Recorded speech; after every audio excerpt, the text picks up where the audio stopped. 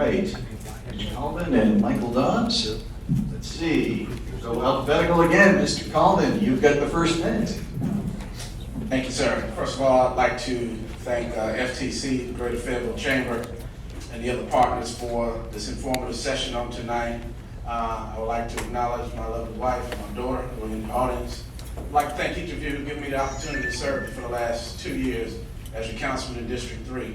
My name is Mitch Colvin. I'm a local business owner, I'm a family man, and most of all, I'm a stakeholder in this community, and I care about Fayetteville. I believe that tonight I'll articulate a message of a proven track record.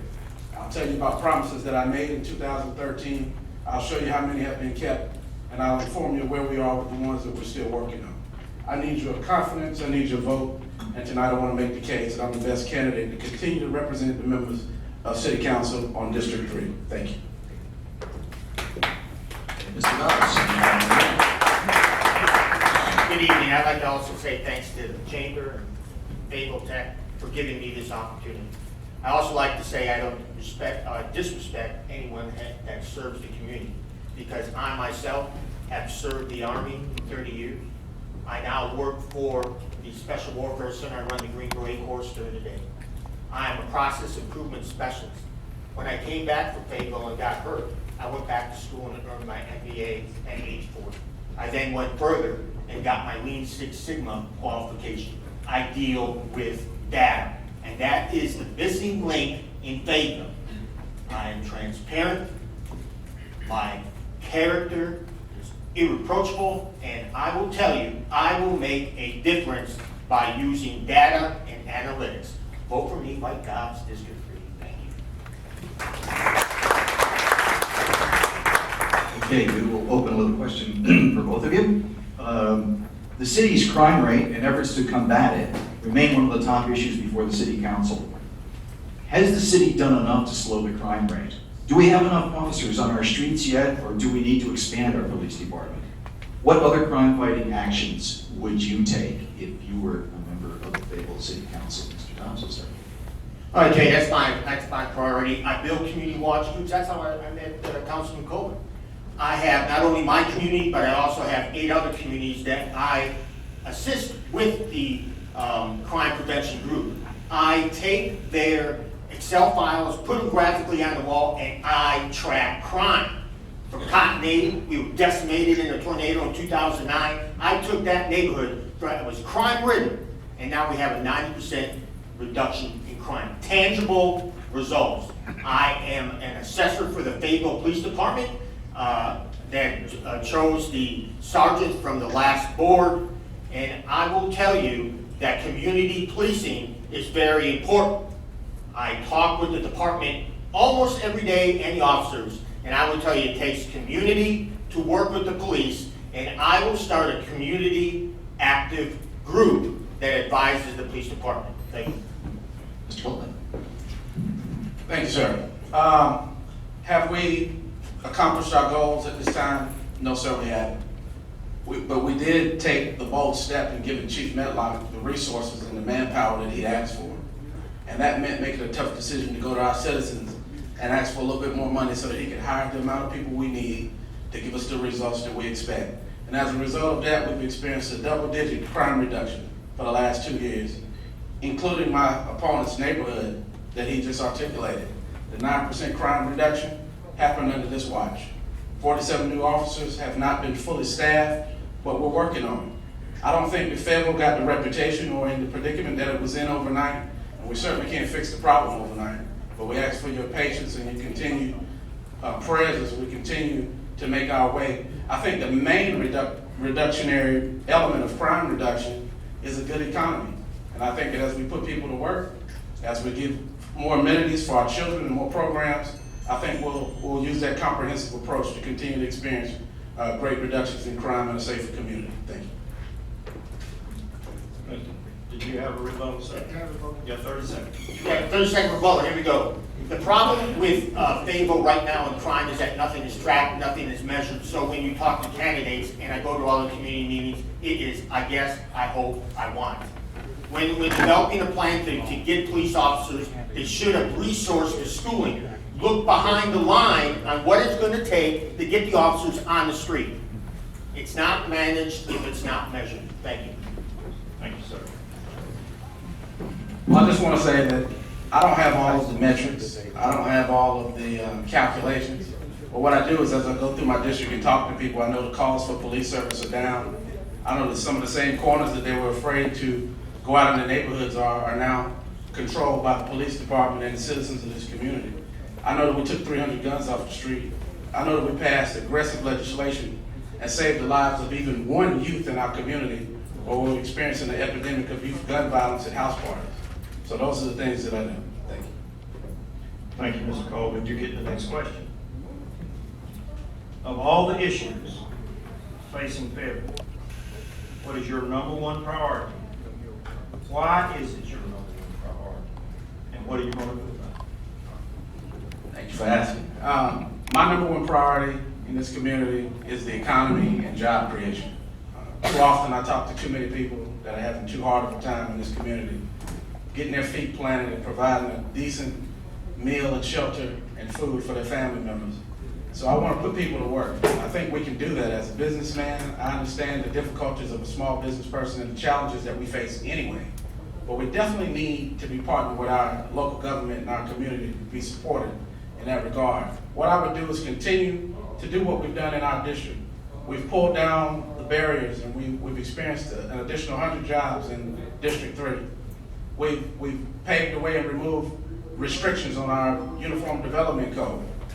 We're trying to make it more enticing for our builders and developers and our job creators to expand their businesses. And I think that's what we have to do as a community, is we have to partner with one together, with each other, one with another, because we're one community and one Fayetteville. Thank you. Thank you. Mr. Dobbs, would you like me to repeat the question? Of all the issues facing Fayetteville, what is your number one priority?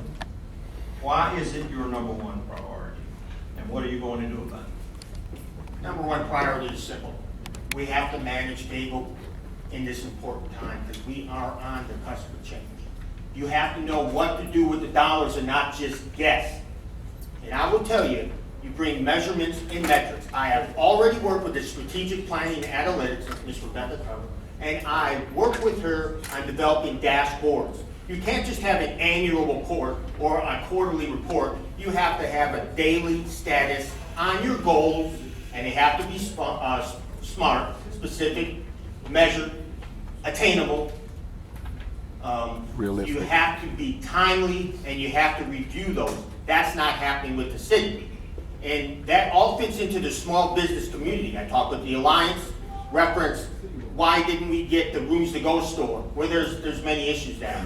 We have to get rid of the Walmarts, build the small business community. Walmart takes away jobs because they are global. We need to keep small businesses and be a loud voice for small business from the chamber to get these Walmarts out of there. Thank you, sir. Thank you. And let's continue to talk about jobs. In fact, can the Economic Development Alliance or any economic development agency succeed in creating new jobs and bringing in new businesses without participation by the rest of the community? To what extent is government responsible for economic development? Mr. Dobbs. Just like any other problem, you have to take ownership. Fayetteville has to take ownership of their own problems because they know what the problems are. I will tell you, jobs. I was disturbed to hear that we have an alliance that said they have 60 applications for jobs, but then unable to provide the status. If we have an alliance, we have a chamber, we need to see what's coming in and what's coming out. Education needs to be grown in favor. And I will tell you, from preschool on, we need to have internships. We need to have co-ops, not only with Fort Bragg, but other businesses. We need to keep the soldiers here when they ETS, highly disciplined. Alliance said yesterday also that we don't have the workforce to fulfill the jobs needed when the business. I don't believe that. It has to be measured, it has to be explained further. Mr. Colvin. Can you repeat that first part of the question? Sure. Can the Economic Development Alliance or any economic development agency do the job of bringing us new jobs and new businesses alone without, or does it need the participation of the rest of the community? And to what extent is it, well, the city council's job to do that economic development? Absolutely. It's a collaborated effort. I don't think that the auspice for bringing and recruiting and retaining jobs is solely on the backs of the Alliance of the Chamber. Our local government officials and the leadership have a part to play in that, just like we do as a community. First of all, we have to make Fayetteville an attractive place. You know, businesses from all over the nation are always looking for opportunities. We have an excellent workforce here. Through the military, I think we need to enhance that. I think we need to promote that. One of the things that I've advocated for in the creation of the new model that we're using with the new economic development approach is that we have not done a good job of telling our story. We allow the news to define what our community is. Our community is one of the greatest, most diverse communities in the world, with a military base of one of the strongest and most respected militaries in the world, and we need to promote that. We don't need to be labeled as Vietnam. We need to talk about the Fayetteville as the new destination for North Carolina, and opportunity awaits you. And so I think that the government has a role to play. We need to get what some of the innovative programs I've mentioned before, land banks. You know, the government has a role in acquiring land and possibly public-private partnerships with some of our local or regional developers. Programs like the EB5 or the new market tax credits are Mr. Colvin, time up. I'm sorry. That's okay. Thank you. And in fact, we are down at about the 4-minute mark, so it's time for each of you to finish up with your 2-minute closing statements. So, Mr. Dobbs, would you like to go first? Once again, I'm Mike Dobbs, District 3. Appreciate everyone who has served the community. I will tell you that I do not believe everything that is told to me from the city, because it can't be proven. I'm a process improvement specialist. I define the problem. Many times the problem is really not the problem. How many people are homeless? Give me a number. You can't. Are you tracking homeless? How are we tracking it? How are we measuring it? How are we measuring economic development? If you have a goal and it's not specific and measured and aligned, you have nothing, because it's not being measured. And that is the one thing that caused me to put my name in the hat, was because I can change Fayetteville. I have already changed many communities without any support, any dollars, just used what was available to me. I work with the city council. They see me at the community meetings. Many times the community voice is not being heard, much like the small business voice is not being heard. If a business is coming to Fayetteville, what do they want? I will tell you what we need. I went to a technical and trade high school. I was employed immediately after, because I was not the college guy. Then joined the Army, then went to college. We need to get jobs fast, and that's important to getting kids off the street. Get those internships. Get those people employed. We have to think and be goal-oriented. Has to be specific. Thank you. Please give me your vote, District 50. Mr. Colvin. Again, I want to thank you all for hosting this event. Again, my name is Mitch Colvin. I ask for your vote. Again, I'm one of you. I'm a product of this very community. I had the privilege to grow up in the very district that now I have the privilege to serve and represent on council. Again, I'm a stakeholder in this community, and I have a vested interest in Fayetteville doing well. I have daughters that I hope to one day ask to come back and to make this community their home. I think that as we look at this, that projections are one thing, but proven track records are another. Okay, I've shown that I've got intense work ethic, that I will represent the citizens of Fayetteville. I will stand for issues that are important to me and the ones that I feel are important to you. And I ask for your continued support in your vote on November the 3rd. My name is Mitch Colvin, District 3. Thank you. Thank you, gentlemen.